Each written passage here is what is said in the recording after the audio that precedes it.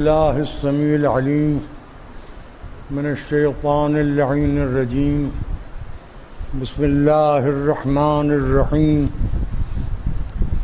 الحمد للہ المنعم المنان الظاہر فی کل شیء بالبینۃ والبرہان والباطن لکل شیء بالاحاطۃ والسلطان والمتکلم بلا جوارح فی التوراۃ والانجیل والزبر والفرقان والصلاۃ والسلام علی من انزل علیہ القرآن النبی الامی العربی القرشی المکی المدنی البطحی الابطحی الطہامی الدافع جیشات الاباطیل والدامغ صولات الأضاليل معلن الحق بالحق أبي القاسم محمد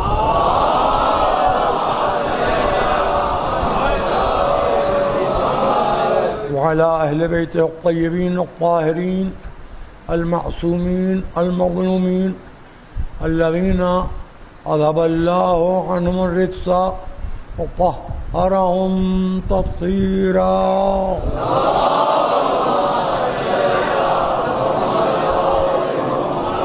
اما بعد فقد قال رسول اللہ صلی اللہ علیہ وآلہ وسلم حسین منی وانا من الحسین احب اللہ من احب حسینا وابغض اللہ من ابغض حسینا صلوات محمد.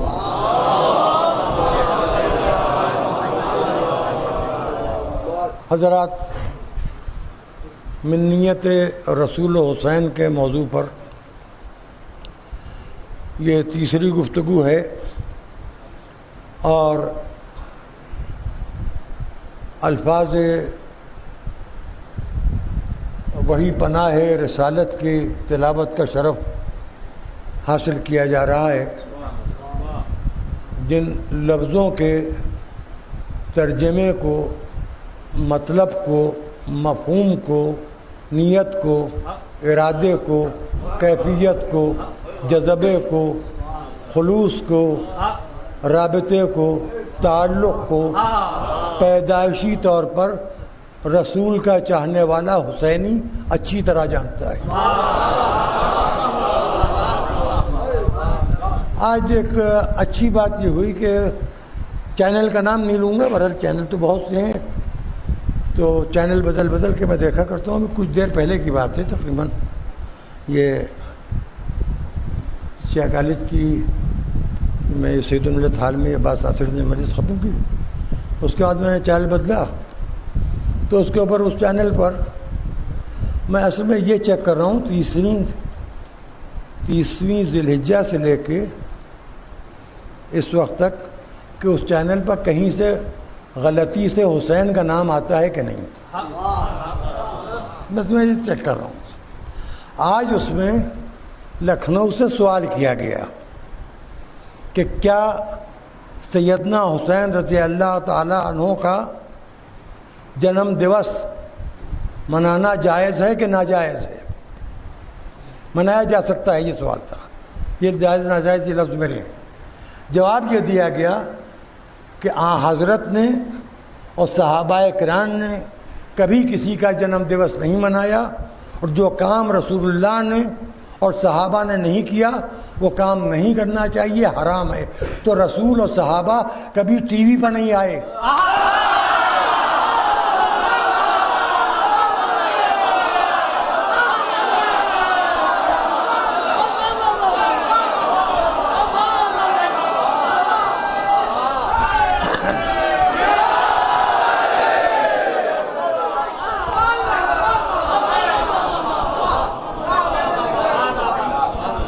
دیکھیے، ہمارے ہندوستان بھر میں یہ مسئلہ ہے، پورے لکھنؤ کی بات نہیں، پورے ہندوستان میں ٹریفک جام. آپ جانتے ہیں اس کی وجہ کیا ہے؟ دکانوں کے آگے کچھ ٹھیلے لیے کھڑے ہوتے ہیں، گاہک آتا ہے، وہ اپنی اسکوٹی، اپنی بائک، اپنی کار بڑے بیتوکے پن سے روک کے ٹھیلے پہ جو چیز نظر آتی ہے وہ اندر دکان میں جا کے کون گھومے، یہیں سے لے لو۔ کچھ صاحب لوگ گاڑی کا شیشہ گرا کے ہاتھ بڑھا کے چیزیں خریدنے لگتے ہیں۔ یہ ٹریفک جام کا پرابلم جو ہے یہ ٹھیلے والوں کی وجہ سے ہے۔ یہ فتووں کے ٹھیلے جو ہیں یہ مسلمانوں کے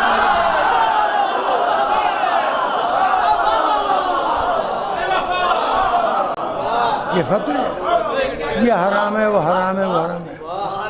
اب سنیے، وہ میں نے اپنی آنکھوں سے دیکھا ہے، شام غریبہ کی ریڈیو کی مجلس پڑھنے میں کئی سال الہ آباد گیا ہوں روز عاشور، اور اس جلوس کے بیچ سے ہو کے اس امام بارگاہ کی طرف جانا ہوتا تھا جہاں مجلس ہوتی تھی، اور میں رکتا بھی تھا وہاں چند گھنٹے۔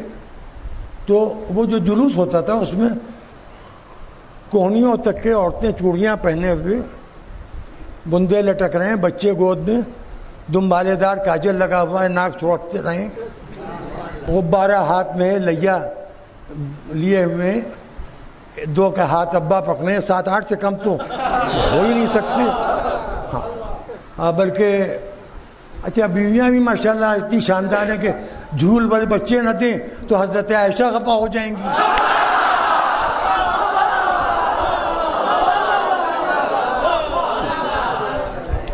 تو بہرحال میں نے وہ دیکھا ہے وہاں تلواریں چل رہی ہیں اور لاٹھی چل رہی ہے اور بانک پٹا ہو رہا ہے اور فنکاری ہو رہی ہے، قہقہے لگ رہے ہیں۔ ایک میلہ ہوتا ہے باقاعدہ، وہ اس میں تعزیہ بھی ہوتا ہے، بہت بڑا تعزیہ ہوتا ہے۔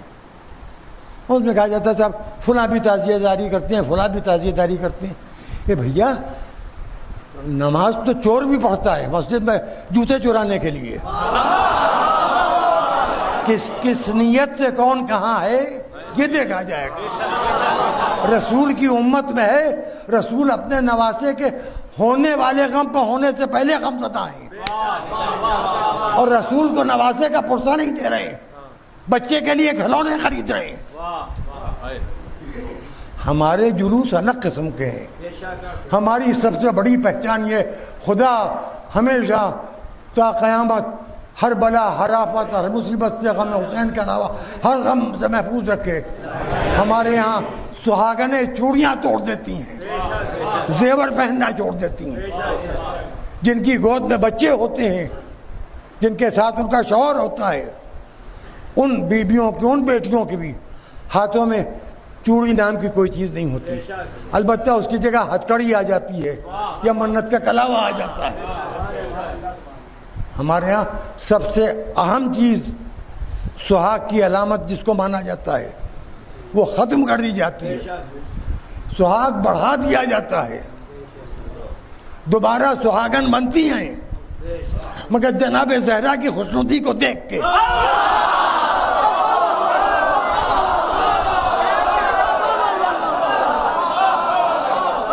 ہمارے جلوسوں میں کوئی اللیگل عام نہیں ہوتا، ہمارے یہاں تلواریں نہیں ہوتی، چھوٹی چھوٹی خمائیں ہوتی ہیں، وہ بھی دوسروں کو خدا نہ کرے خون بہانے کے لیے نہیں ہوتی۔ ہم اپنے سر سے، اپنی پیٹھ سے، اپنے سینے سے تھوڑا سا خون نکال کے اس غم میں اپنے کو ایک ہدیہ کے طور کے اوپر شریک کر کے چاہتے ہیں کہ ہم شامل ہو جائیں۔ یعنی صرف ایک جذبہ ہے اظہار کا کہ صرف آنسو ہی نہیں، ہم زبان سے کہتے ہیں ہم آپ کا قربان، ہمارے ماں باپ آپ کا قربان، تو تھوڑا سا خون بھی آپ کے نام پر ہم قربان کر دیں۔ ہمارے ہاں تلواریں نہیں ہوتی، اچھا تلوار ہمارے ہاں غیر قانونی اسلحہ کی ہمارے ہاں اجازت ہی نہیں ہے۔ ہمارے مذہب میں صرف ایک تلوار ہے، ہمارے مذہب میں صرف ایک تلوار ہے، وہ تلوار علی پر نازل ہوئی تھی، ان کے وارث کے پاس موجود ہے اور وارث پردہ غیب میں ہے۔ ہمارے ہاں سرطن سے جدا کرنے کا کوئی سسٹم ہی نہیں ہے، تو ہمارے شیعوں میں نہیں ہے سسٹم۔ یہ سمجھیے، سمجھائیے۔ اب آپ سوچئے کہ الہ آباد میں اس وقت جو حضرات قمرزنی زنجیر زنی کرتے ہیں ان کو سمجھانے میں، ایکسپلین کرنے میں کتنی دشواری ہو رہی ہوگی۔ ایک آدھ لوگوں نے یہ بھی کہا کہ لکھنؤ کے لوگوں کو چاہیے کہ وہ تنزیہ کہا کہ وہ تو یہاں سرکاری لوگوں سے ملتے رہتے ہیں، وہ اس بات کی وضاحت کریں، وہ جا کر کریں۔ ارے بھائی مسئلہ یہ ہے کہ اس وقت آپ خود کیوں نہیں اس بات کو اجاگر کر رہے ہیں؟ آپ یہ کیوں نہیں کہتے کہ ہم رولانے والے مسلمان نہیں ہیں، ہم رونے والے مسلمان ہیں؟ آپ کو یہ کہتے ہوئے کیوں شرم آتی ہے کہ ہم شیعہ ہیں، ہم الگ ہیں؟ آپ خواہ مخواہ اپنے آپ کو، اب کیا عرض کیا جائے، اپنے آپ کو گم کرنے دیں گے آپ. پھر یہ کہ اگر بابر نے کوئی امام باڑہ بنوا دیا چھوڑیے، ہٹائیے، کون سا بڑا کام کیا؟ اگر اس امام باڑے میں کروڑ روپے کے جھاڑ فانوس ہوتے ہو، بہت لقودق ہوتا، کم سے کم اتنا ہی ہوتا جتنا آصف الدولہ محمد علی شاہ نے بنایا ہے، تو قابل ذکر ہوتا. تو ہمیں کیا لینا دینا ہے بھائی؟ ہمیں اپنے مذہب کو مذہب کے طور پر برتنا چاہیے، سیاست سیاسی ماحول میں ہونا چاہیے. اور ہمارے مذہب میں یہ جو محرم آتا ہے یہ ہمیں ہمارے کالے کپڑوں کی وجہ سے الگ کرتا ہے. یہ سیاہ لباس جو ہے یہ ہماری پہچان ہے، اور یہ محرم کا کمال ہے. یعنی میں اپنی بات کروں، میں یہ نہیں کہہ رہا ہوں کہ ہر ایک اسی طرح سوچتا ہوں. میں اگر کہیں جا رہا ہوں اور راستے میں کوئی بھی کالے کپڑوں میں نظر آئے گا، ذہن میں بات آتی ہے کہ شیعہ ہوگا، جبکہ کالے کپڑے کسی فرقے کی جائیداد نہیں ہیں، کسی مذہب کی جائیداد نہیں ہے، کسی مسلک کی جائیداد نہیں ہے. جیسے ماتھے پر اگر کوئی نشان ہے تو آدمی سوچ لیتا ہے کہ یہ نمازی ہوگا. ہو سکتا ہے اس کے کچھ گھٹا وٹا پڑا ہو، اس نے آپریشن کرایا ہو، اس کا داغ رہ گیا ہو.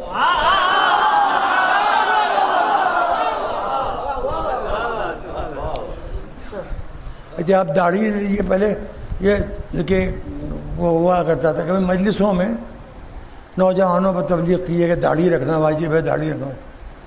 اب وہ داڑھی جو فیشن میں آئی تو اب ہاں بے داڑھی والے یعنی ادھیڑ اور بڈھے تو دکھائی دے رہے ہیں، لڑکوں میں بہت کم ہیں. اب آئیے صاحب، وقت کے ساتھ سب کچھ ہوتا ہے، اور سب انسان فطرت کی مجبوری کا نام ہے. فطرت کو ایک قاعدے کے اندر رکھنے کا نام ہے مذہب. تہذیب بدن کو، تہذیب جسم کو رشتوں سے جوڑنے کا نام ہے انسانی شرف، جسے ہم اسلام کہتے ہیں. اور اسلام میں بھی تہذیب میں طہارت و عظمت، شرافت اور نیکی، معاف کرنا، ٹالرنس، درگزر، ان سب کا نام ہے شیعہ مذہب.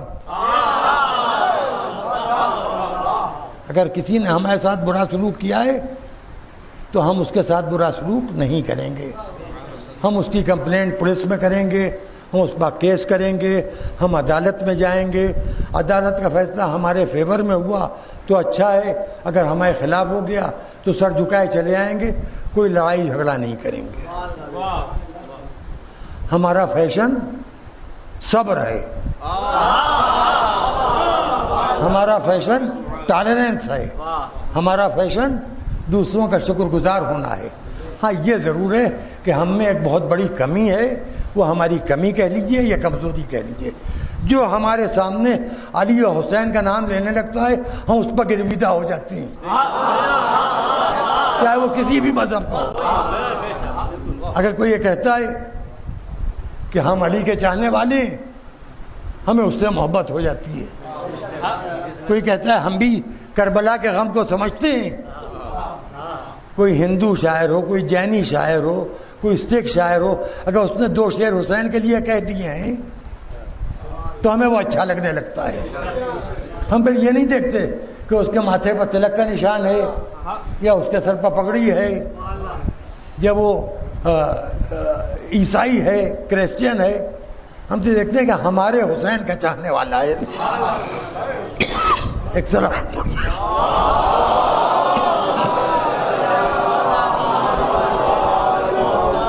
ہمارے حسین کا چاہنے والا ہے.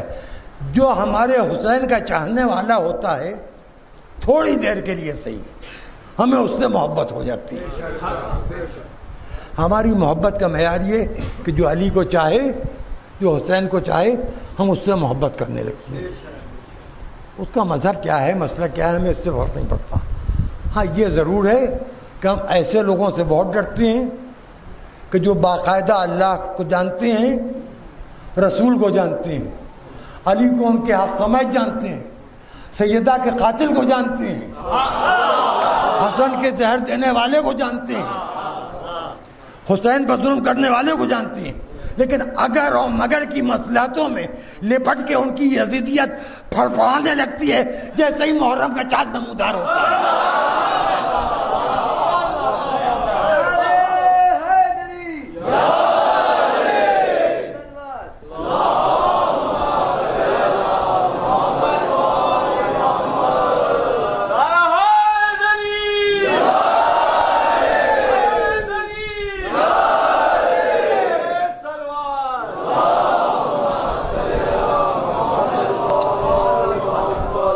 اب دیکھیے ہمارے آپ کے سامنے کچھ چیزیں ہیں. ہم ان لوگوں میں ہیں جو اپنی زندگی تقریباً گزار چکے ہیں. آپ لوگ ان لوگوں میں ہیں جو اپنی زندگی اب شروع کر رہے ہیں یا آپ نے ابھی اپنی زندگی شروع کی ہے. ہماری ذمہ داریاں ختم ہو چکی ہیں. بڑھاپے کی ایک بہت بڑی پہچان یہ بھی ہے کہ خامخواہ نصیحتیں کرنے لگتا ہے بڈھا، اور یہ بھول جاتا ہے کہ جس سن کے لوگوں کو نصیحتیں کر رہا ہے اس سن میں وہ خود کیا تھا. اب آپ غور کیجئے کہ کون ایسا ہے کہ جو یزید کو نہیں جانتا؟ مسلمان. کون ایسا مسلمان ہے جو یزید کے باپ کو نہیں جانتا؟ بھائی ہمارا تو ایک مسلک ہے. آپ کہتے ہیں شیعوں نے امام حسین کو بلایا تھا، شیعوں نے امام حسین کو قتل کیا، تو یہ ہمارا بالکل اندرونی معاملہ ہو گیا. تو آپ شیعوں پر لعنت کیوں نہیں کرتے؟ حسین کے قاتل شیعہ تھے، ظلم کرنے والے تھے. قرآن نے ظالم پر لعنت کی ہے، آپ ظالم پر لعنت کیوں نہیں کرتے؟ ارے آپ کو تو ہم پر لعنت کرنا چاہیے، آپ کو تو ہم پر لعنت کرنا چاہیے. آپ کہیے یہ شیعہ ہیں، یہ حسین کے قاتل ہیں، ان پر لعنت. یہ حسین پر ظلم کرنے والے ہیں، ان پر لعنت، ان کے باپ پر لعنت. یزید شیعہ تھا، یزید پر لعنت، یزید کے باپ پر لعنت.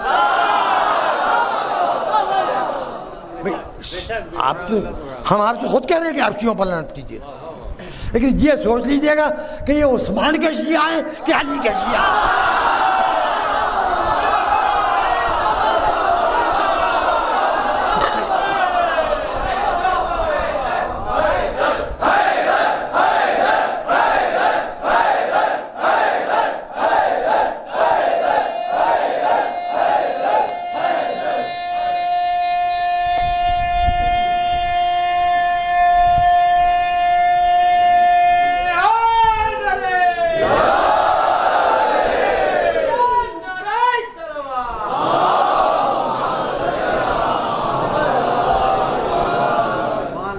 دیکھیے اصل میں اب دنیا اتنی چھوٹی ہو گئی ہے کہ 10 برس کے بچے کی 5 انگلیوں کے بیچ میں پھنسی ہوئی ہے دنیا، ایک موبائل کی شکل میں.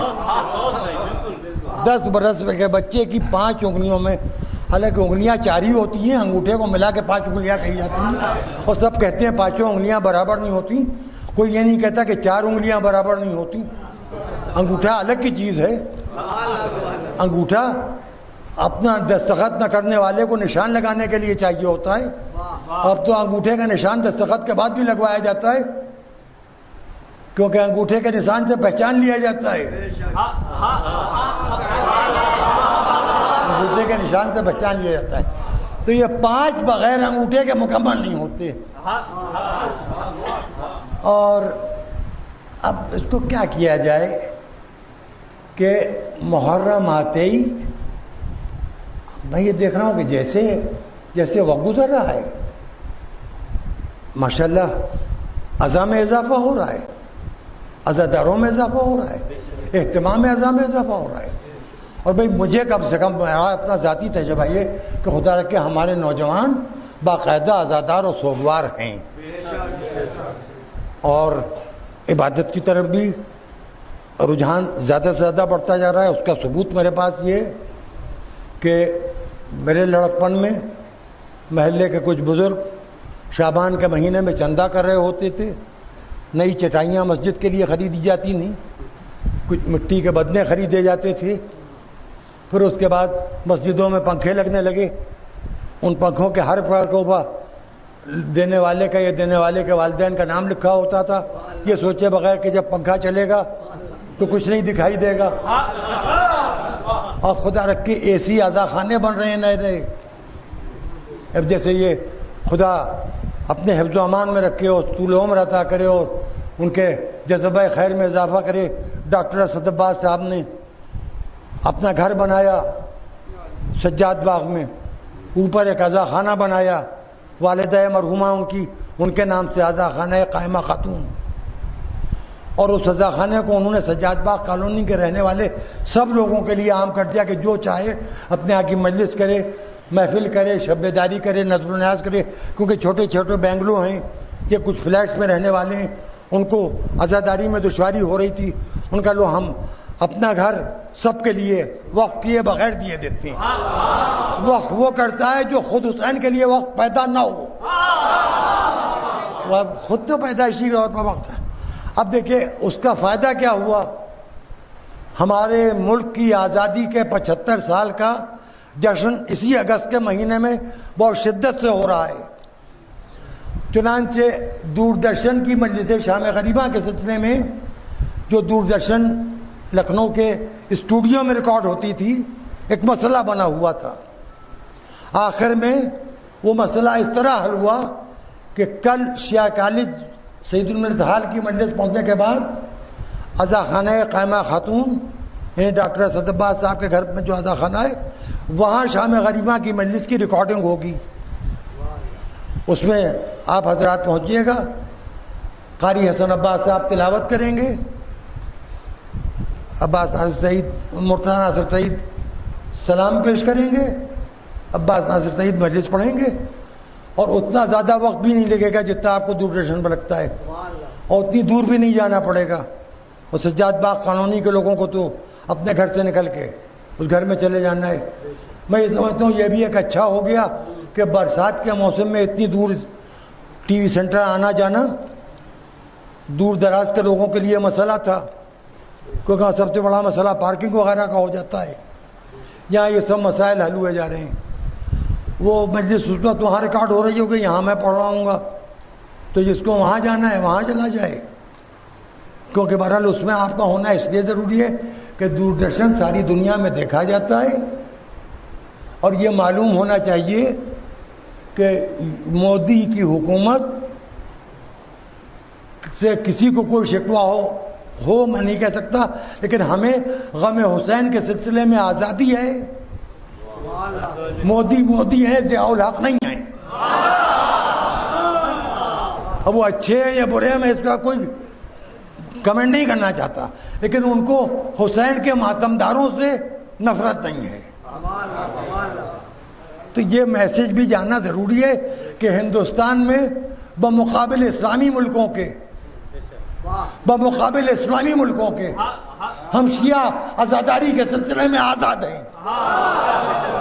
کوئی طرفداری اور ہے، عزاداری اور ہے۔ ہم یہ نہیں کہہ رہے کہ آپ کس کے طرفدار بنیے، کس کے طرفدار نہ بنیے، دنیا جہان کے چکروں میں ہم نہیں پڑتے، اور بنیے نہ بنیے یہ ہم کیوں سیدوں کو بنیاں بنائیں، ہم کیوں کہیں آپ سے کہ بنیے، خدا نہ کرے آپ بنیے، اگر آپ بنیے بھی ہے تو سخی بنیے، کنجوس نہ بنیے۔ تو یہ ضمناً میں نے ذکر کر دیا، بات یاد آ گئی، شروع میں مجھے ذکر کرنا چاہیے تھا، مگر یہ کہ میں انتظار میں وقت کے ادھر کرسی پر بٹھا دیا گیا تھا، اور ماشاءاللہ گرم ہوا کی بھاپ لے رہا تھا میں، اور اسٹیم بات کے لیے لوگ پریشان ہوتے ہیں، برسات کے موسم میں ہم ان لوگوں کو خود بخود اسٹیم بات مل جاتا ہے، اور دیکھیے پسینے سے جسم کا نہ جانے کتنا زہر نکل جاتا ہے، یہ پسینہ جسم کے لیے شفا ہے۔ آنسو آنکھوں کے لیے شفا ہیں. آپ ذرا غور کیجیے، یہ آنسوؤں سے آنکھوں کو شفا ملتی ہے. تو بہرحال یہ چیزیں بھی آپ کی خدمت میں الگ الگ میں متفرقات عرض کرتا رہتا ہوں. انشاءاللہ کوشش یہ ہوگی کہ رسول کے بارے میں بات ہو. پہلے ہم مسلمان رسول کی ذات پر متحد ہو جائیں، کیونکہ رسول کے سلسلے میں ایک بہت افسوسناک پہلو یہ ہے کہ بادشاہوں نے جو برتاؤ کیا، مسلمان بادشاہوں نے، بلکہ ان لٹیروں نے جو بادشاہ بن گئے تھے، انہوں نے جو برتاؤ کیا اس کو جائز قرار دینے کے لیے جھوٹی تاریخ لکھی گئی. اور یہ کام کیا ہے بکے ہوئے مولویوں کے قلموں نے. اس تاریخ میں اتنا زیادہ رسول کے خلاف لکھا گیا کہ 100 برس سے پہلے تقریباً رنگیلا رسول نام کی ایک کتاب ایک ہندو نے لکھی تھی، اور ساری اس کا میٹر جو تھا مسلمانوں کی کتابوں سے تھا. تقریباً 100 برس کے بعد ایک پڑھی لکھی عورت نے انہی کتابوں کو پڑھ کے، جو مسلمانوں کی لکھی ہوئی کتابیں ہیں اس میں رسول کے خلاف لکھا ہوا ہے، اس کو پڑھ کے نکر شرما نے رسول کی شان میں گستاخی کی، جس کا ری ایکشن پوری دنیا میں ہوا. لیکن اس عورت کی بات بھی ہے کہ وہ کہہ رہی کہ میں نے مسلمانوں کی کتابوں میں پڑھا ہے. مسلمانوں کی کتابوں میں رسول کے عیب بھی لائے جاتے ہیں، حسین کی مجلسوں میں رسول کے فضائل سنائے جاتے ہیں. یہ عزاداری، یہ آنسو اس جھوٹ کو دھوتے ہیں جو رسول و آل رسول کے لیے دنیا میں پھیلایا گیا ہے. اسے یاد رکھیے گا کہ جو مسلمان عزا خانے سے وابستہ ہے، جو غم حسین سنجیدگی سے منا رہا ہے، وہ ٹھیک ہے، کربلا ایک درسگاہ ہے، میں مانتا ہوں. کربلا ایک یونیورسل یونیورسٹی ہے، یہ بھی میں مانتا ہوں. کربلا ایک چھوٹے بچے سے لے کے ایک مرتے ہوئے بوڑھے تک کو آخری لمحے تک کچھ نہ کچھ سکھاتی رہتی ہے، یہ بھی صحیح ہے. کربلا ایک بنیادی مقصدیت ہے، یہ بھی صحیح ہے. کربلا کیا ہے؟ معین الدین چشتی نے آخر میں کہہ دیا تھا کہ حقہ کے بنا لا الہ حسین. اگر اللہ کی وحدانیت اس کائنات میں باقی ہے تو کربلا کے وسیلے سے باقی ہے. کعبہ اس لیے ہے کہ کربلا ہے، مدینہ اس لیے کہ کربلا ہے، مکہ اس لیے کہ کربلا ہے، نماز اس لیے کہ کربلا ہے، روزہ اس لیے کہ کربلا ہے، حج اس لیے کہ کربلا ہے، دین اس لیے کہ کربلا ہے، شہید اس لیے کہ کربلا ہے. آج مسلمان اس لیے ہے کہ کربلا ہے.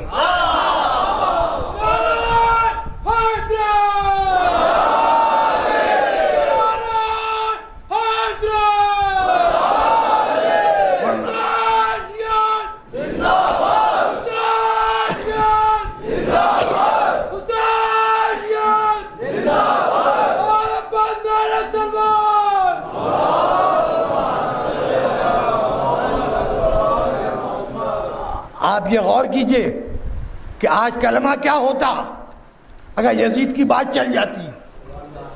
کلمہ کیا ہوتا؟ لا الہ الا ابو سفیان و معاویہ رسول اللہ و یزید امیر المومنین خلیفۃ اللہ. یہ ہوتا اسلام. شامی اسلام اندھیروں میں ڈوب گیا ہوتا. حسین نے ایک نئی صبح، نیا سورج کربلا کے میدان میں اپنی پیاس کے سمندر سے اس طرح ابھارا کہ اس سورج کی شعاعوں نے یزیدیت کو جھلسا کے خاک کر دیا.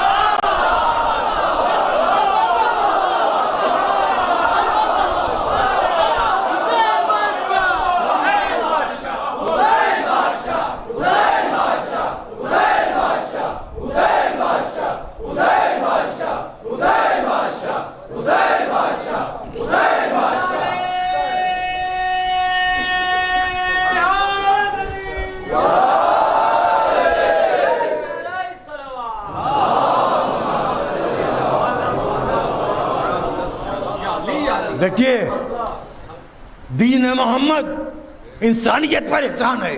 اور قربانی حسین دین محمد پر احسان ہے. مسلمان اس لیے مسلمان ہے کہ کہہ رہا ہے محمد رسول اللہ. محمد اس لیے رسول اللہ ہے کہ کہہ رہے ہیں انا من الحسین.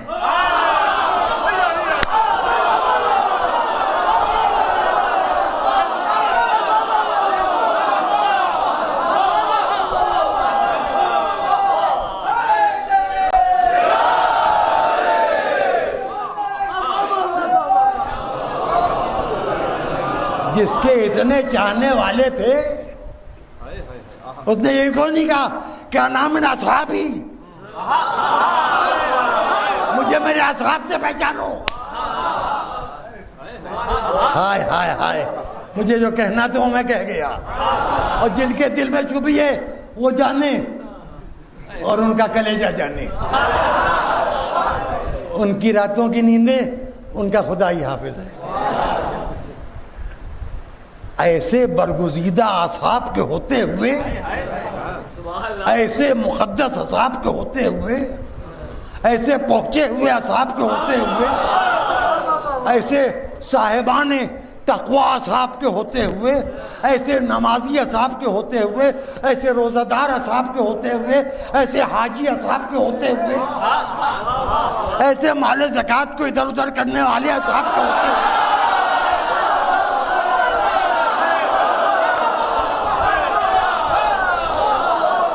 ایک چھوٹے سے بچے کو دیکھ کے کرے انا من الحسین، مجھے اس سے پہچاننا، مجھے اس سے پہچاننا، مجھے اس سے پہچاننا. سبحان اللہ. یہ بات سمجھیے آپ. کوئی اپنی تصویر دے رہا ہے کہ یہ میری تصویر ہے. ہم آئینہ دیکھ رہے ہیں، ہم آئینہ دیکھ کے آپ کی صورت پہچانیں گے، آپ کی تصویر دیکھ کے آپ کی صورت نہیں پہچانیں گے. اور صورت پر پھٹکار برس رہی ہے. غور کیجیے آپ. محمدیت حسینیت میں ملتی ہے اور حسینیت محمدیت سے ملتی ہے. خدا کی قسم ان دونوں کو ایک دوسرے سے الگ نہیں کیا جا سکتا. دین و شریعت و حسین سب ایک ہی چیز کا نام ہے، سب ایک ہی چیز کا نام ہے. تربیت گاہ مسجد سے وضو سیکھ کے، تیمم سیکھ کے، قیام سیکھ کے، رکوع سیکھ کے، تشہد سیکھ کے، سجدہ سیکھ کے فرش ادا پر آؤ تاکہ تمہارے آنسو رومال زہرا کی زینت بن جائے. بس دوستو، میں ہو سکتا ہے کہ آپ اس انداز سے سمجھ رہے ہوں کہ میں بہت آپ نے مجھ سے مجلسیں پڑھوا رہے ہیں، میں خود نہیں پڑھ رہا ہوں. اور یہ کرم ہے حبیب ابن مظاہر کے غلاموں کا، جو اس بڑھاپے میں مجھے ایسے آدمی کو جس سے اکیلا گھر سے نکلنے کی ہمت نہ کرتا ہو، اس شخص کے لیے میں نے سوچا بھی نہیں تھا کہ میں اس طرح کی مجلسیں پڑھ پاؤں گا. لیکن آج مجھے کس کا ذکر کروں؟ کربلا میں کون ایسا ہے جسے بھولا جا سکے؟ دیکھیے، جب جنگ کی بات آتی ہے ہمارے ہاں کیا کہا جاتا ہے؟ میں ہمارے تو روز ہمارے ساتھ مصیبت لگی ہے. آتنکوادیوں نے، دہشت گردوں نے، انٹرفیئر کرنے والوں نے، در اندازوں نے، روز ہمارے فوجی جوان شہید ہوتے ہیں.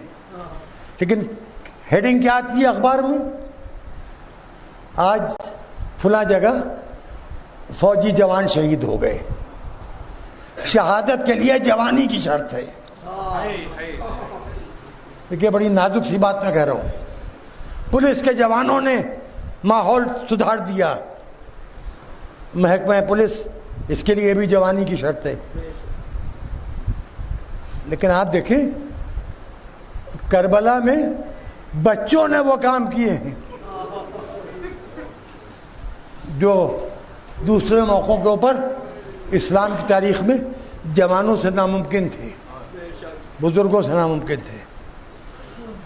آپ جناب مسلم ابن عقیل کا نام تو بار بار آپ سنتے ہیں کہ امام حسین کے سفیر تھے، جزاز بھائی تھے. جناب عقیل کے جناب مسلم بیٹے تھے اور یہ واقعہ کربلا، یہ واقعہ جو ہے جناب مسلم کی جو شہادت ہوئی، جناب مسلم کا سن 28 سال تھا، اور حضرت عباس کے والدہ جناب ام البنین کے بطن سے حضرت علی کی جو صاحبزادی پیدا ہوئی تھی، یعنی امام حسین کی بہن حضرت عباس کی والدہ کے بطن سے جو پیدا ہوئی تھی، ان کی شادی ہوئی تھی جناب مسلم ابن عقیل کے ساتھ۔ تو جناب مسلم عقیل امام حسین کے بہنوئی بھی تھے، اور وہ 2 بچوں کو اپنے ساتھ لے گئے تھے۔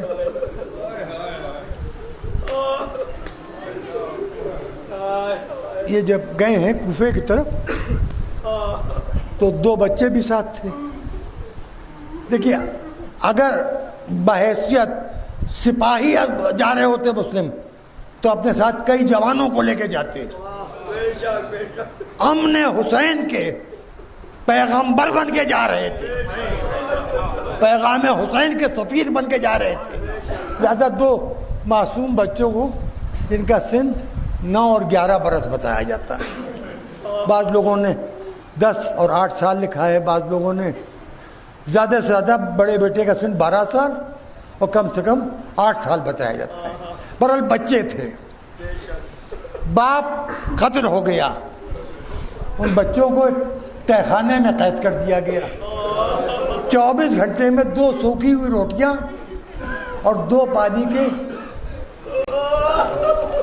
چھوٹے چھوٹے پیالے جس پہ ٹھنڈا نہیں ہوتا تھا پانی، عرب کی سوکھی گرمی۔ دونوں بھائی آپس میں باتیں کر رہے ہیں، بھیا کب تک کہ ہم اس طرح اس عالم میں رہیں گے؟ اب بچوں کو خبر نہیں کہ کیا ہو گیا، کیا گزر رہی ہے، حسین کہاں ہیں، اماں کہاں ہیں، ماموں عباس کہاں ہیں، کچھ نہیں معلوم۔ کہ چلو آج یہ جو کھانا لے کے آتا ہے اس سے بات کرتے ہیں۔ داروغہ زندان اس کو لکھا ہے ہمارے اردو کے جو مصائب کی کتابیں لکھنے والے ہیں، انہوں نے قید خانے کا نگراں تھا، اس کے پاس قید خانے کی کنجی تھی، اس کے سامنے خاندان رسالت کا ذکر شروع کیا۔ پہلے سلمان و ابو ذر کا، بلال کا ذکر ہوا، سلمان و ابو ذر کا، آخر میں یہ پورا واقعہ آپ کو معلوم ہے۔ اس نے کہا بچوں تم یہ نام کیوں لے رہے ہو؟ کہ ہم اسی کر کے خاندان کے تم کہ تم خاندان رسالت کے بچے ہو، بنی ہاشم کے؟ کہاں، ہم آقا عباس کے، آقا حسین کے بھانجے ہیں اور عقیل کے پوتے ہیں، مسلم کے یتیم ہیں۔ اس نے کہا بچوں گھبراؤ نہیں، میں آ کے رات میں دروازہ کھول دوں گا، تم چلے جانا۔ بچے نکل گئے۔ میں تفصیل اس وقت ہی بیان کروں گا کیونکہ بہت مجھے پہلے ہی شروع کر دینا چاہیے تھا، مسائب مجھ سے غلطی ہو رہی ہے، کل سے اس کی احتیاط کروں گا کہ مسائب زیادہ پڑھوں انشاءاللہ۔ تو بہرحال بچوں کو راستہ سمجھا دیا گیا کہ اس راستے سے رات کے وقت نکل جانا، اور کوئی قافلہ مدینے کی طرف جا رہا ہو تو چلے جانا۔ چھوٹے بچے، کوفے کی گلیاں، اجنبی جگہ، رات کا سناٹا، ایک دروازے پر تھک کے بیٹھ گئے۔ ایک مومنہ نے دروازہ کھولا، چاند کے ٹکڑوں کو اپنے دروازے پر دیکھا، اندر بلا لیا، معلوم کیا۔ اس نے کہا شہزادو میں تمہارے خاندان کی کنیز ہوں، آقا علی مرتضیٰ کی چاہنے والی ہوں، اور جب آقا علی مرتضیٰ یہاں کوفے میں تھے تو میں نے جناب زینب سے قرآن پڑھا ہے۔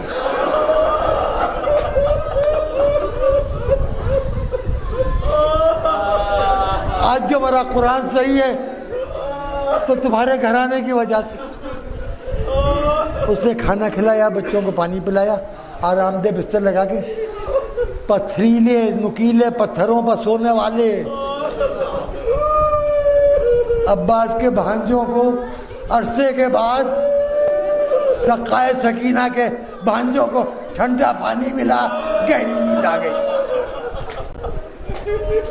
ہاں بیویوں سنو، جو مائیں ہیں وہ سنیں، اللہ تمہارے بچوں کو شاد آباد رکھے، تمہارے گھر صحیح و سالم رہے۔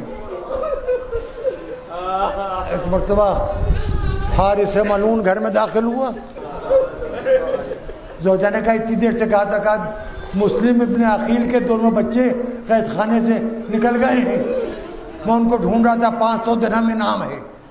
کہا خدا سے ڈر، بنی ہاشم خاندان رسالت کے بچے، یتیم غریب الوطن جن کے باپ مارا گیا، ان بچوں کے سر کاٹ کے 500 درہم پانا چاہتا ہے۔ وہ ملعون جا کے لیٹ گیا کھا پی کے، بچوں کی ہلکی ہلکی نیند میں سانس گہری لینے لگی۔ دیکھیے یہ تو ہر گھر کا مسئلہ ہے، سب نے دیکھا ہے کہ جب بچے چھوٹے ہوتے ہیں اور بڑی گہری نیند میں ہوتے ہیں تو کبھی کہ ان کی گردن ذرا سے بے چین ہو جاتی، تو اس کو خراٹا بھی نہیں کہا جا سکتا، ایک گہری سانس کی آواز نکلنے لگتی ہے۔ اس ظالم کے گھر میں کوئی بچہ تھا نہیں، سانس کی آواز سن کے جاگا کہ کون ہے کیا ہے۔ اب جا کے دیکھا دونوں بھائی پڑے سو رہے ہیں بے خبر۔ ظالم جگہ کے پوچھا کون ہو تم؟ بچے کہ نہیں ہم مسلم کے یتیم ہیں، یہاں ہمیں خاتون نے پناہ دے دی ہے، عرصے کے بعد کھانا کھایا ہے اور مدت کے بعد ٹھنڈا پانی پیا، اور پتھریلی زمین پر لٹائے جاتے تھے قید خانے میں، یا آرام دہ بستر ملا سو گئے۔ ظالم نے بچوں کو پکڑ کے کھمبے کے قریب لے گیا، پلر کے پاس، اور دونوں بھائیوں کو ایک رسی سے جکڑ کے کھڑا کر کے جکڑ دیا، اور زوجہ کہہ رہی ہے کیا ظلم کر رہا ہے۔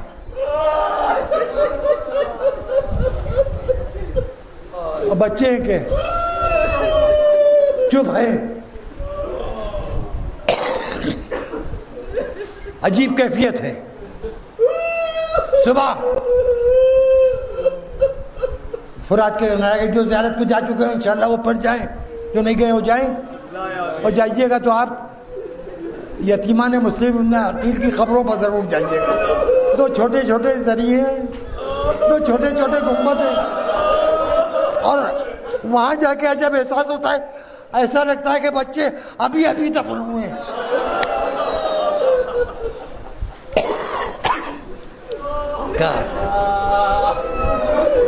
اب بیٹے سے کہا کہ ان بچوں کے سر کاٹ کے لاشیں دریا میں پھینک دے۔ انہوں نے کہا کہ یہ نہیں ہوگا، میرا سر کاٹ دو بابا، میں یہ غلطی نہیں کروں گا۔ اماں نے بچپن سے مجھے محمد و آل محمد کی محبت سکھائی ہے۔ غلام نے کہا کہ آپ میرے ساتھ جو چاہے سلوک کریں، میں یہ جرم نہیں کروں گا۔ اولاد رسول کی اولاد، یتیم بچے، اس خاندان کے بچوں کو بے سبب قتل کسی کو کرنا نہیں چاہیے، کہ جائے کہ ان بچوں کو میں نہیں قتل کروں گا، میں ان کے گلے نہیں کاٹ سکتا، میں ان کے سر نہیں کاٹ سکتا۔ اب حارث جب آگے بڑھا تو زوجہ حارث روتی ہوئی آ گئی، بچوں یہ معلوم ہوتا تو اپنے گھر میں نہ رکھتی تھی۔ کہا بی بی اچھا وہ آپ تشریف لے آئے، ہمارا ایک کام ہے، ایک احسان ہے، ہم تو قتل ہو جائیں گے، ہمارے کرتے ہمارے تن سے اتار لیجیے گا، ہمارے خون میں لگے ہوئے ہوں گے، وہ احتیاط سے اپنے پاس رکھ لیجیے گا۔ حاجی جاتے رہتے ہیں مکے، و مکے کے بعد مدینے جاتے ہیں، ہمارے خاندان کا چاہنے والا کوئی مسافر مل جائے تو کرتے اسے دے دیجیے گا، اور اس سے کہیے گا کہ محل بنی ہاشم میں دونوں کرتے ہاتھ پر رکھ کے گزرے، جس دروازے پر ٹوکے وہی رک جائے، جہاں ٹوکا جائے وہی رک جائے، اور ہماری اماں کو یہ کرتے بھجوا دیجیے گا، اور کہہ دیجیے گا تمہارے بچے کام آ گئے، اب انتظار نہ کرنا۔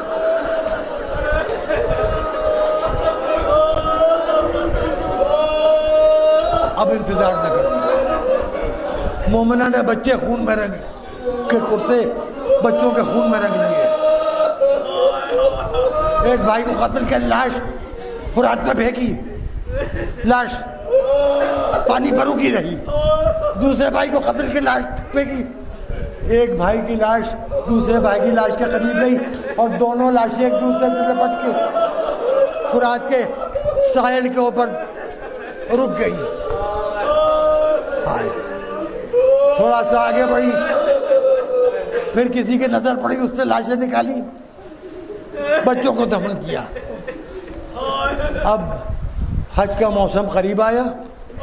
موسم حج میں مومنہ نے تلاش کرنا شروع کیا، ایک محب اہل بیت مل گیا، کہا یہ کرتے لیتے جاؤ، اور مدینے میں وہی طریقہ بتایا۔ ایک گھر تھا جہاں سناٹا رہتا تھا، وہ تھا عباس کی بہن کا گھر، وہ تھا بیوہ مسلم کا گھر۔ ایک ماں تھی جو کبھی آسمان کی طرف دیکھتی تھی، کبھی دروازے کی طرف دیکھتی تھی، کبھی نماز پڑھنے لگتی تھی، اور کبھی خدا سے یہ کہتی تھی پروردگار جو تیری مرضی اس پر میں راضی ہوں۔ شوہر گیا میں راضی ہوں، بچے مل جائیں تو راضی ہوں، میں تیری رضا پر راضی ہوں۔ ایک روز وہ مسافر کرتے لیے ہوئے گھر کے سامنے پہنچا، کنیز سے کہا جاؤ دیکھو بچوں کی خوشبو آ رہی ہے۔ کنیز دروازے میں کہا ارے اے شخص رک جا، کہا کیا بات ہے؟ کہا کہ میری مالکہ کہہ رہی ہے کہ کوچے سے گلی سے ان کے بچوں کی خوشبو آ رہی ہے۔ وہ پہلے بیت تھا کہ کیا یہ بیوہ مسلم کا گھر ہے؟ کہا ہاں۔ کہا ایسا ہے کہ یہ کرتے پہنچا دوں، میرا سلام عرض کر دوں، شوہر کا اور بچوں کا پرسہ دے دوں کہ تو بچے شہید ہو گئے۔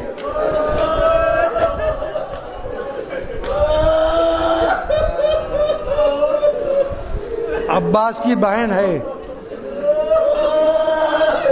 کرتے لا کے رکھے، گھر ملے ہوئے ہیں۔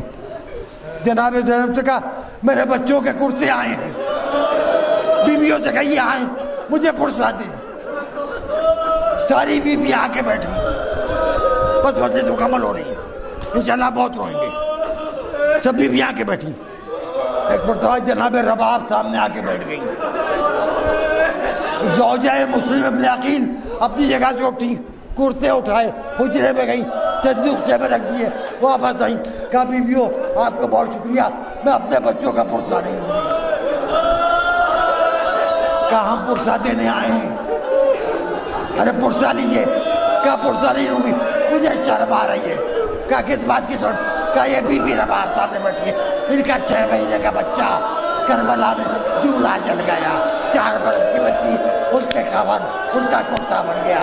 اس ماں کے پاس اولاد کی کوئی نشانی نہیں ہے، میرے پاس بچوں کی نشانی آئے، اس ماں کے سامنے میں کیا پرسہ لوں جس کے پاس بچوں کی کوئی نشانی نہیں ہے۔